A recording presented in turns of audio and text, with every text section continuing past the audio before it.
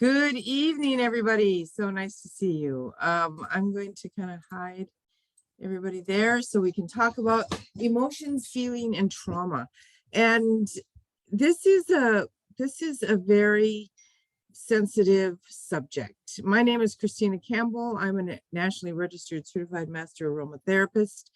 I've been teaching about essential oils and mindset and healthier lifestyle for about 23 years now. And I don't know everything yet. It's a journey. I remember when I put this PowerPoint together last year, I was very, very compelled to help people who have experienced trauma. And the thing is that we're going to see it on the next slide, is that we've all experienced trauma. In some way, shape, or form, we all experience trauma in our lives. And there are ranges to what this trauma looks like for each individual. And there are those of us who have experienced devastating trauma from a very young age. I left home when I was 11 and I never went back to live. Some people know that about me. I, lived in cars and basements and any place I could find to live when I was 11, 12. And by the time I was 13, I had been in jail 32 times and was incarcerated until I think I was 16. So, some of us have lived with trauma from a very young age. And then some things can happen in our lives that they're a very, one-time emotional significant event that changes the way we look at life.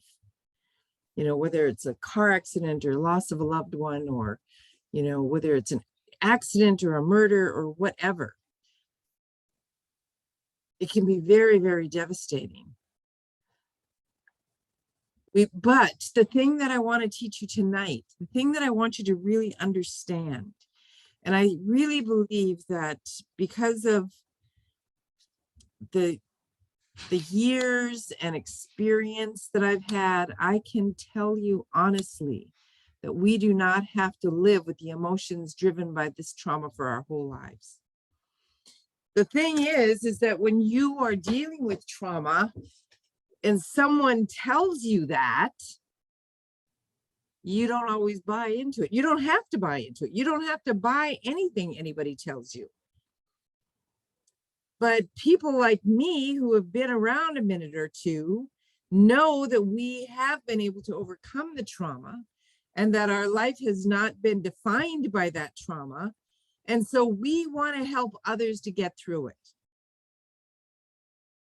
And so what I teach when we have these horrible things happen, I teach that we become what we think about. There is a time for grief. There is a time for acknowledging that this thing has happened, that this negative situation has reared its ugly head in my life. But the fact is that we don't have to stay there. We become what we think about. So if you dwell on the negative and the loss day in and day out, then it consumes us. Consumes us. When we think about the things that are not serving us, we need to get humble and we need to realize that God has a better plan, that this too shall pass. And I know when you're going through trauma, that seems like such a trite cliche. But I'm going to end right now, before we go any further, that you can make that will help you to get focused on what it is that you want. This is a brand new blend. Get a 1 ounce spray bottle, fill it with purified water and add 10 drops of humility and 10 drops, 10 drops of humility and 3 drops of cedarwood. And before you spritz that on and breathe that in, I want you to take 1 or 2 drops of lemon oil. You just don't realize how powerful lemon oil is for purifying the mind, for purifying the body. 1 or 2 drops of lemon oil in the palm of your hand, and I want you to just breathe it in, sit with it. And breathe it in deeply and think. Think about what you can be grateful for. Think about this loved one who may have transitioned into a better place. Into a better place. You know, I think so many times we carry this trauma, especially with loss of loved ones. There's other trauma, and I'm kind of sitting on this one for a minute. It becomes our poor me mantra. I lost this. I won't be able to experience the happiness that we could have had. And we figure out all kinds of scenarios in our mind that reiterate the fact that we will miss this, that we are missing out, that we are being cheated, that we're losing this person's presence. I believe that God's timing is perfect timing, and that people come for a reason, a season, and they go back to their maker, and they finish whatever it is that they need to finish from wherever they need to finish it from. That's my philosophy. If you do have trauma over loss of loved ones, I really recommend a book called The Journey of Souls. Journey of Souls. And it helps you to really get a clear picture on where, you know, possibly where those souls may be and what they've gone through. And it just gave me some deeper understanding, and was able to get me through a lot. So let's continue with, you know, let's talk about other traumas as well. But the main thing is using our thoughts. Using our thoughts. We have the ability. We are able. We just have to be willing. We have the ability to rewrite the software of our minds, and instead of believing our identity is created by past events, we can create our lives based around any greatness that we can imagine for our future, starting right now. Starting right now. You are what you think. You become what you think. You can rewrite that. You can be grateful that you had time with this person. If you've had some physical trauma, say to your body, and maybe you, let's just take, you know, a what if scenario. I had a stroke. I did not have a stroke, but it's a what if scenario. I had a stroke, and I'm no longer able to do some of the things that I was able to do before. That's traumatic. You know, I mean, I think about myself and, you know, gardening and playing with my dog and all the things that I do, and, you know, my ability to articulate a lot of time, you know, and teach you guys and be with you guys and, you know, share with you guys. This is what my mother would say, melts my butter. This is what gives my life purpose. And if I was unable to do that anymore, or at least, you know, long-term or a long temporary, that would be traumatic for me. But what I would have to do is I would have to get my mind right. And I would go through physical therapy, and I would get my, you know, I would do everything that I could to create my life around how I saw my future could be. In other words, I wouldn't give up.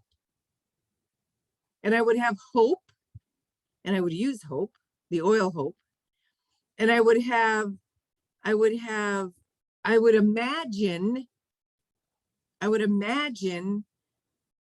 going out and doing my gardening again. And I would imagine speaking to you guys again. So whatever the trauma is, and if you have a specific trauma that is maybe dogging you, maybe plaguing you, maybe, controlling your thoughts and actions, put it in the chat and let's talk about it.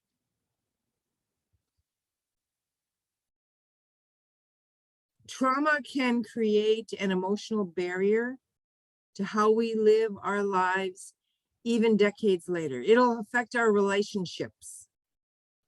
It'll affect how we see other people, how we treat other people, how we act toward other people. This is because after the trauma, we began to associate ourselves and our belief in who we are by the emotion that the trauma triggers in us. Emotions aren't bad in and of themselves, and it is good to grieve. It is good to grieve.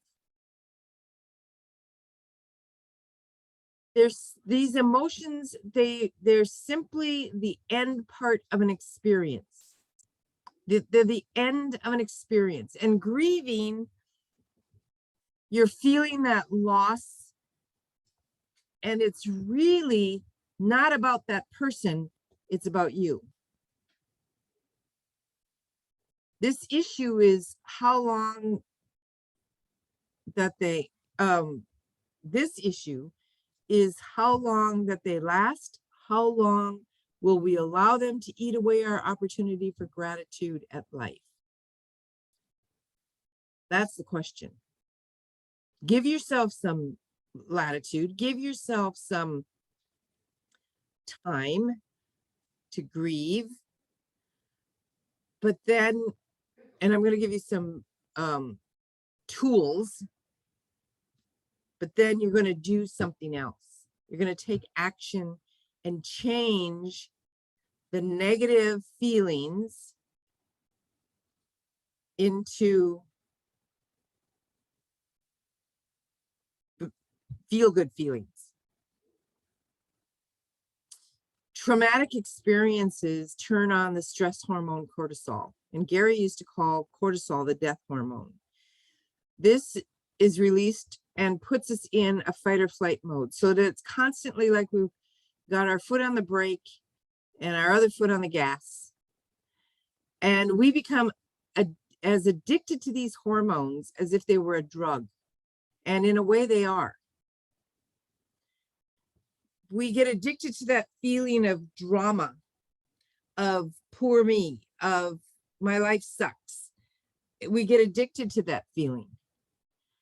And we become comfortable in it after a while if we keep holding on to that.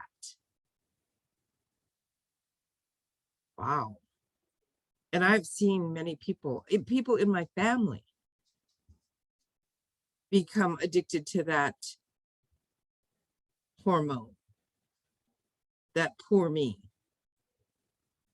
that life sucks. And they have a hard time thinking about gratitude. For example, when experiencing the emotion of rejection as a child, the body releases stress hormones coinciding with this emotion that arises from this abandonment. So let's talk about the trauma of abandonment. If we have multiple experiences triggering the same emotion, then we not only become familiar with the emotions as a belief of ourselves, but we become hooked on those hormones that are released by the body in that time. And then we subconsciously seek or create more experiences in our lives where we can drive that emotion in again.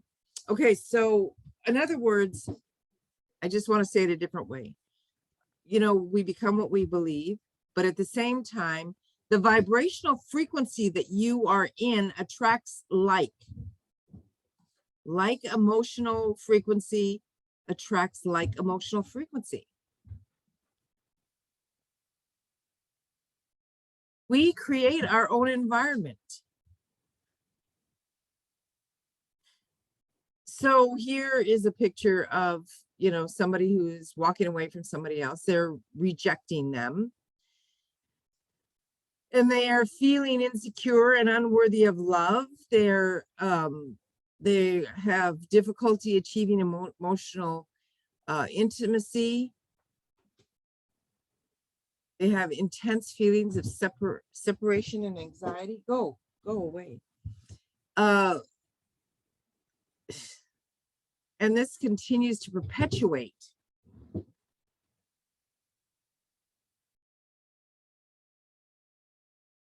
So what we need to do is we need to change the way that we're thinking. We may express ourselves in a way which would lead others to abandon or reject us if we stay in that negative way of thinking. You know, children, if they've been abandoned by a parent or even friends, they may start acting out, right? Like lying or cheating or stealing, or by getting angry, or using emotional manipulation. This is the way that they deal with it because they don't know what else to do. They need to be taught about gratitude, changing their mind, and they fall into this habit and they get addicted to this feeling, this drug, this hormone. They may put up walls, and they may put up walls of protection so high that no one else can be let in. Maybe you have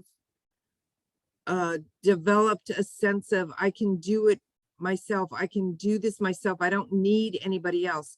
I know that I have experienced that. When I was, you know, when I left home at a very early age, when I lived on the streets, I can do it myself.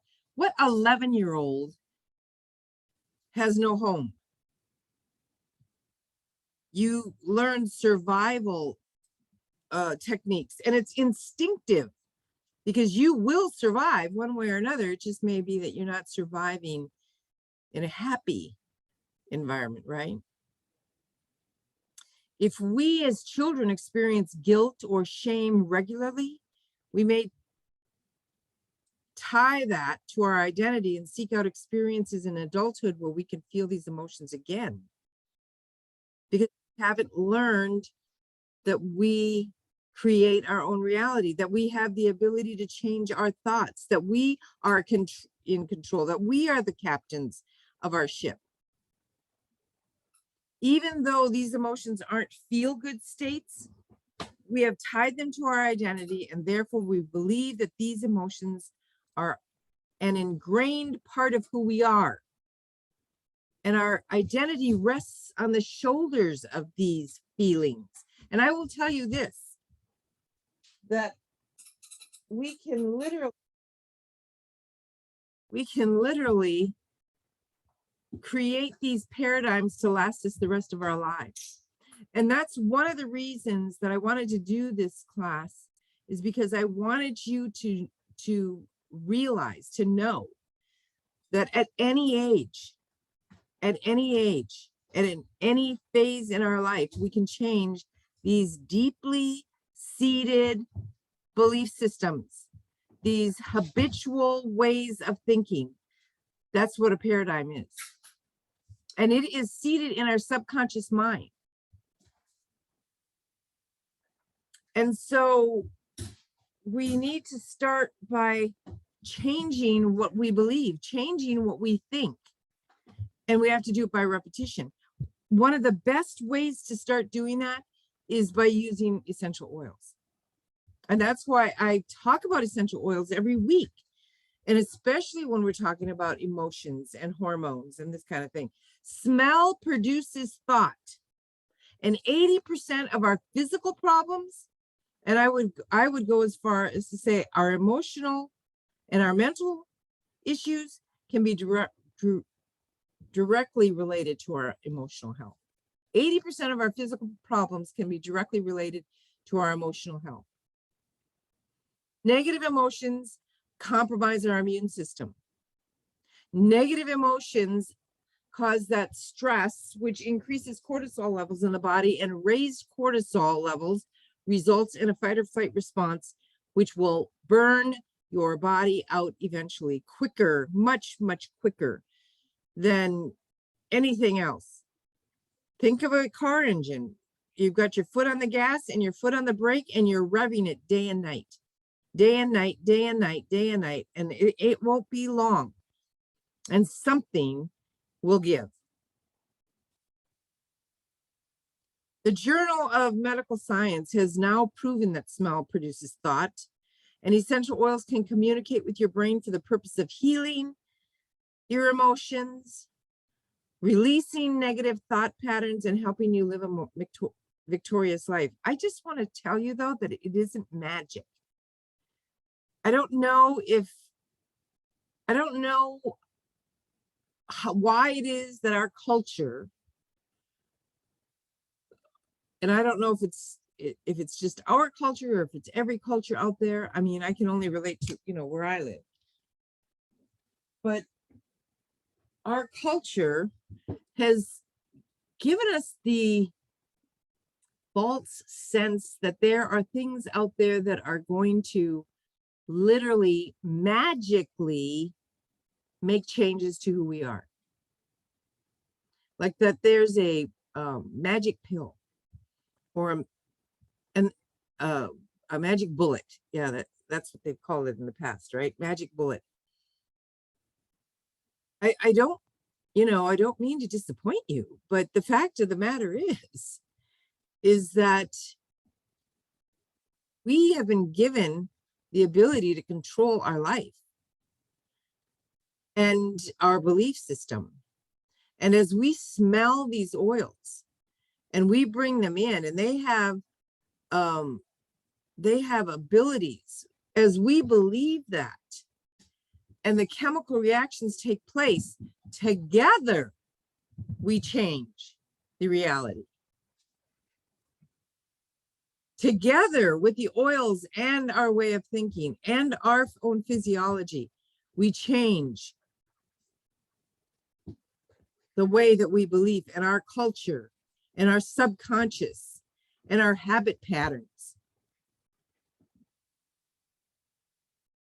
We can actually heal damaged brain cells and regenerate nerves with essential oils.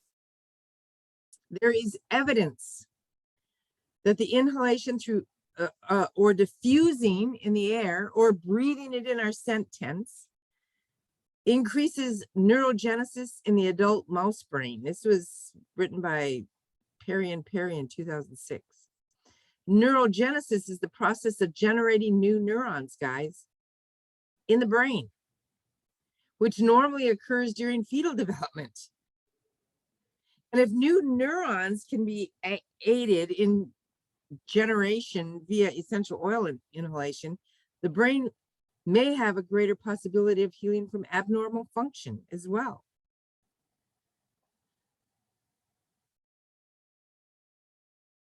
So we work in conjunction with all these wonderful things, our essential oils, our body's ability to heal itself, and what we think. I cannot stress enough about how important it is to think the right thoughts. Here's a book that I read. I read it many years ago, and then I reread it last summer. And it really kind of gave me motivation to do this little trauma class. It is by Candace Pert is her name. PERT, Molecules of Emotion. And she talks about, she was a neuroscientist, she was an American neuroscientist, and she talks about how we have centers in the brain, like neurons in the brain that can be affected. And as we uplift our spirits, we can cause positive changes to occur in ourselves. Our brains can be affected by what we think. She talks a lot about addictions and other things in this book, but I think that was probably the biggest takeaway. What we think, we can change our outcomes.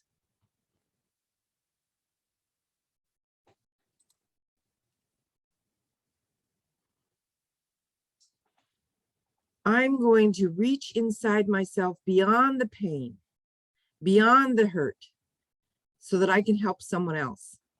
That's probably one of the best things that we can do when we are in that state of mind. Help someone else, do something for someone else. If you just cannot seem to get past the ability to feel inward pain, reach out to someone else. Juniper essential oil is a really, really powerful oil. It has been used by those who have a history of alcohol addiction. Juniper berry has an encouraging and supportive effect on those who fear the dark or obscure part of themselves. Maybe you have a hard time going inward. It helps people to understand that the very things they fear are there as teachers. And it is particularly helpful to those who have a resistance to the type of digging deep that is required for healing. Rather than running away or hiding from the unknown, juniper berry will help the individual dig deeper and learn the lesson from the fear. Juniper. Now, we don't only use the berries, we also use the plant material, the twigs and the stems and the leaves of the juniper. Another really, really great oil is Inner Child. It has orange and tangerine and jasmine and ylang-ylang, sandalwood, spruce, lemongrass, and neroli. Ylang-ylang, the oil in Inner Child, is truly the oil of the heart. It's one of the best oils for our heart chakra. And because it helps us to connect to our own heart, we can process things from the heart and heal emotional traumas. It's the oil of the inner child that means it helps us to connect to a source of joy that comes from within. Think of when you were a child and how in the moment you were always wanting to play, releasing your emotions easily and trusting the process of life because that is what you knew how to do. We hope that that will bring you back to that feeling. Lemongrass is also in Inner Child. So this is the oil of cleansing. And it will help emotions that are obstructed or blocked or stuck and get rid of that toxic energy. It's a powerful cleanser of energy. Lemongrass helps you enter a healing mode or a cleansing state so that you can easily let go of old limiting beliefs that are stuck in your subconscious, toxic energies, and negativity. Lemongrass allows you to move forward without any hesitation and gets you to commit to a healing path. Emotionally, physically, and spiritually, where change is a regular occurrence. So what I recommend that you do is reprogram yourself or program yourself into positivity with essential oils. And you can do this by journaling your thoughts. If you are journaling and you're journaling negative emotions, which please write those things down. How do you really feel? Once you get all of that negative out, I want you to flip the page over or take out a new sheet of paper, and I want you to write the polar opposite. Maybe you're not feeling the polar opposite right now, but I want you to identify what the polar opposite is. Then I want you to burn the negative feeling, and I want you to focus on that polar opposite. And sometimes you need to write that polar opposite again and again and again. Those feelings of positivity again and again and again to get the repetition to be a part of a new program in your subconscious. You can always do that writing by breathing, by diffusing, believe,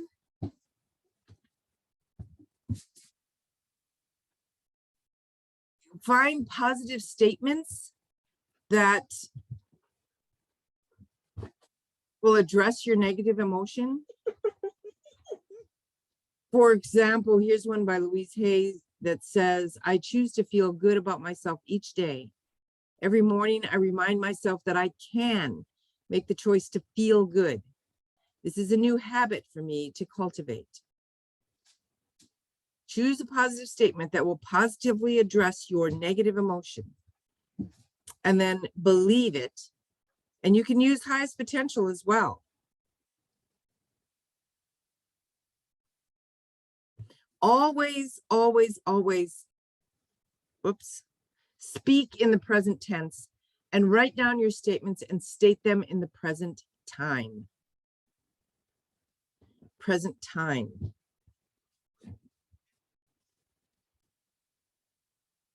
Once this information is delivered, a chain reaction takes place, creating many biological events in the cell by directing a number of activities. It's really exciting when we think about this, because you just reprogrammed, or you programmed a very powerful thought toward your success. After you've programmed that, you have encoded the frequency of the spoken word, and you have encoded the frequency of the oil. This is a quote from Gary Young, by the way. Here. Go play. Sorry, my puppy wants to play with me. He always wants to play with me when I'm trying to share something with you guys. So let's read this once more by Gary Young. Once this information is delivered, speaking in present tense and writing down your statements and stating them in the present time, a chain reaction will take place, creating many biochemical events in the cell by directing a number of activities. It's really exciting when we think about this. You just programmed a very powerful thought toward your success. And after you have programmed that, you have encoded the frequency of the spoken word, and you have encoded the frequency of the oil. Focus on the here and now. Remember, I made a blend a couple of weeks ago. It was called Be Here Now. I've used the entire bottle. I love this so much. There's a tiny bit left. Well, I'm at the very, very end of it. And I gave you that recipe. Let me see if I have it right here, and I can give it to you again.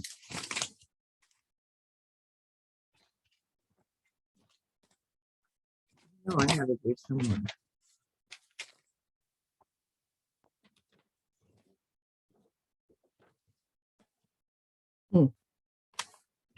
It was 10 drops of present time.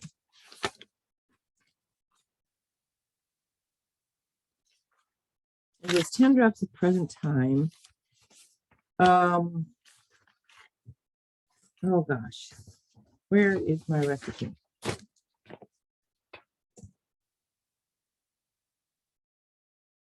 Well, I'll tell you what. Oh.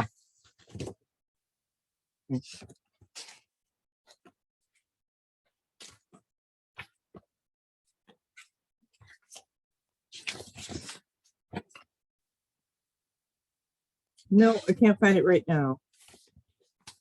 But I did give it to you guys in the weeks. If anybody has it written down, they could put it in the chat for me. But it's be here now. And if you're feeling pain here now, then change the way you think. You are in control of your thoughts. Nobody else is. I also made that blend. Where's that blend? It's Abundance. It's in a purple bottle and it should be right here. I might have brought it downstairs. I've been studying downstairs, and that may be where my recipe is too. But it was Abundance and Acceptance, and it was called Accept Abundance. Believe you live in a total abundance. Put abundance on your temples, your crown, your locus coeruleus is right on the bottom of your skull. It's that little divot there. You can put it on your sternum, your feet, your upper lip. It doesn't matter where you put it. Then say, I live in total abundance now, and believe that. And if you do accept abundance, those two together, I think it was 10 drops of each in a 1 ounce bottle. Oh, here it is. Yeah. Accept abundance. I thought I had it downstairs. Oh, I love this too. Now this was actually a 2 ounce bottle, and it is down to here, and it was full. So I've been using these a lot, and I love them. And then I top this one off with Believe in my hands and breathe it in. So this is Gary Young too. I live in total abundance now. Believe that. Believe that. Whoops. Oh, there we go. Okay. Forgiveness is another great oil. Let go and grow. Free yourself from negative memories and embrace new beginnings with this deeply harmonizing blend of forgiveness. Forgiveness is for yourself because it frees you and it lets you out of that prison that you put yourself in. That is a quote by Louise Hay.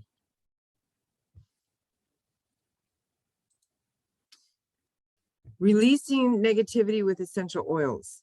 Again, another quote from D. Gary Young. He says, we use the same process in decoding ourselves, only in reverse, in that you write down the thing that you want to release. And there are a couple of physical ways that will help you do this. Write down what you'd like to release, just a really short statement. And after you've written that on a piece of paper, take your pen in your hand and draw circles around it in reverse. So you're going to do it counterclockwise, around and around and around and around. This is not necessary, but it's going to help you immensely to unwind how that has negatively impacted your subconscious mind. What Gary used to teach us. Release is also a really, really great oil. So you do this, these circles around what it is that you want to release, because it helps you to visually create the emotion of unwinding or erasing. And then you put on release and release that emotion. that thought. You may have to put on acceptance as you release it. And if you've experienced things like losing a loved one or going through a divorce, you really didn't want that to happen, then you really don't have control over other people or other things, and you feel pain, or you feel like you've been betrayed or abandoned, or you don't understand, you don't know how that you're going to deal with it. This is one way to deal with it. Start scribbling circles in a counterclockwise motion and say, I willingly release all things that no longer serve me in a positive and progressive way. Gary says it's really simple. And I've done this with him. I've done this with him at Harvest. He gave us a class on releasing negative emotions. And he used to do this with his kids. If they were having a rough time, you know, they would write down on a piece of paper what they were having trouble with, and then they would unwind it or erase it. And then they would release that emotion. And then they would accept that they had released the emotion. Again, it comes down to you having control over what you think. Another good, here's the acceptance. Here's the acceptance. And why is this important? Because you have to move into 3 areas that we all tend to avoid. You must move into non-attachment. This is especially in the case of losing loved ones. Getting a divorce is losing a loved one in some cases. Non-attachment, non-judgment, and non-resistance. And you can do it by saying, I willingly and lovingly release all things that no longer serve me in a positive and progressive way. Therefore, you're making no judgment on that which you are releasing. And once you've written it on paper and you've said them affirmation and you've drawn those circles around it, you don't need to do any more. Just by physically making the motion of going counterclockwise, you're erasing that blueprint in your memory. And next, while breathing in the oil blend of release, say, I willingly and lovingly release. And if you feel that's hard, or you feel that you don't want to release, then put some acceptance on with the release, because sometimes we have to stop and accept where we are before we can move beyond.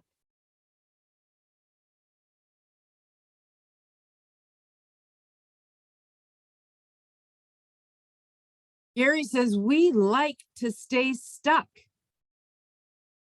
And why do we like to stay stuck? Because of those hormones that we're producing, that fight or flight hormone that we're producing. We've become addicted to it in some cases.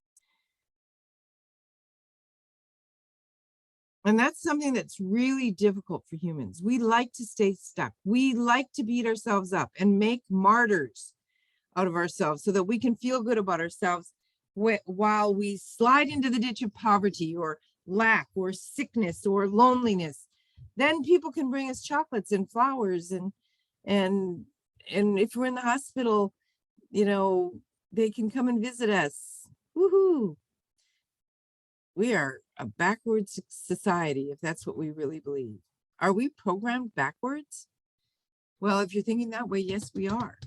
So how can we ever expect to get it right unless we start realizing that we need to make some changes? We need to change our thinking about negative things that come into our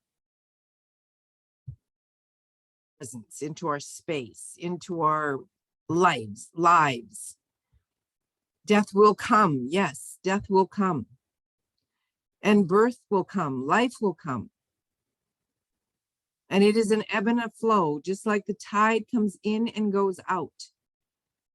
Allow it to leave. Don't put any judgment on it. Don't attach yourself to it. Be grateful for the time that you had together and use these oils. White Angelica is a really, really good oil to use anytime, actually. Gary said in a convention breakout center, where we watched clips from this movie called Iron Will, young sorry. My dog was just going nuts. Okay, he said, but young Will Stoneman wanted to win a dog sled race back in the early 1900s, and all the odds were against him, 1,000%. What helped him accomplish his win? An emotion that stirred a passion. Gary says, invest in your self-discovery and your inner strength. See yourself as God does. Embrace yourself where you are and then move beyond it. Gary says, emotions heal the mind to heal the hurt and the heart. Is there anyone here who has never had any hurt? Where does the emotion start? In the mind. So how are you going to access that to start your healing process? How are you going to open your mind to start your inner discovery? Gary says, develop a passion for life and living and get to know who you are, know your inner space, develop your relationship with God and self, and be persistent with your focus in life. Find a purpose. Frankincense is another really great oil.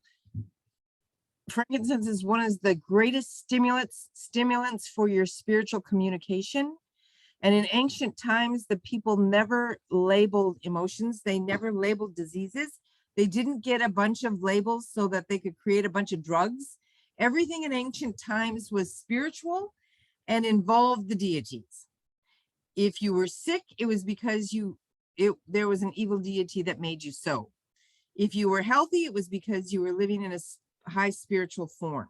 If you were negative, it was because you were possessed by a deity. If it wasn't called emotion, everything in ancient time was spiritual. We have identified an element called emotions, which gives us power over ourselves. Because we have more information, we can do more now. Emotional and spiritual healing with oils is possible. Begin your path with frankincense or the gift blend. That's another really great one. Rub it on the back of your neck and around the brain stem. Stimulate the opening of the locus coeruleus. Again, that's at the back of the base of the skull on the back of the neck. And give yourself a couple of minutes just to feel the feeling and experience the emotions that start to come up. Think about what you're thinking about. But stay in the quiet. Listen to your own mind. You know, we say listen to your heart.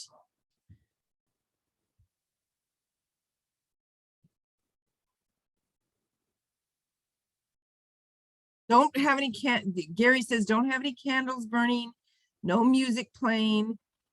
When I go in for a massage or a therapy session, this is Gary speaking, by the way. He says the first thing they do is put on a tape or a disc for music, and I turn it off because it's extremely offensive to me. I want to hear silence because only in silence can you hear the real sound and receive the real messages. We use noise to escape. We use noise to avoid dealing with issues. Emotions can cause pain in the mind, the body, and it can separate the spirit. He asked the question to us in one of his classes. He said, how many of you have felt pain and then felt real spiritual at the same time? I've heard it said many times, I can't believe how spiritual she is when she is racked with so much pain. Folks, I've had pain to the point that I attempted to take my life. Again, this is Gary speaking. I know what pain is to the nth degree, and I did not feel spiritual at that level of pain. I've said to people that have made that statement to me, yes, everyone can have a level of spiritual pain, but how much greater would the level of spirituality be if that person were not in pain? Pain is bondage. It's not freedom. So when you're healthy, you can be more spiritual. Louise Hay said it really great. I do not fix my problems. I fix my thinking. Then problems will fix themselves. Look at the gifts that we are given and not at the problem. And be grateful in all things. That's the end of my presentation. I want to thank you for listening tonight. I hope, above all things, that I have given you something to think about, that you realize how much control you actually have over what it is that you think.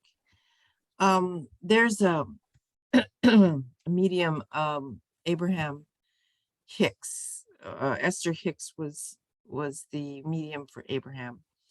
And Abraham was a collective consciousness, and they made this statement. And I've also heard this statement from Deepak Chopra as well, that you can change what you're thinking in less than 3 seconds. In a split second, you can change what you're thinking. And if you change what you think, you'll begin to change what you feel. So anyway, I'm going to stop my recording. I want to thank you again I'm going to stop the share, for joining me tonight. I'm going to, let's see, stop the recording.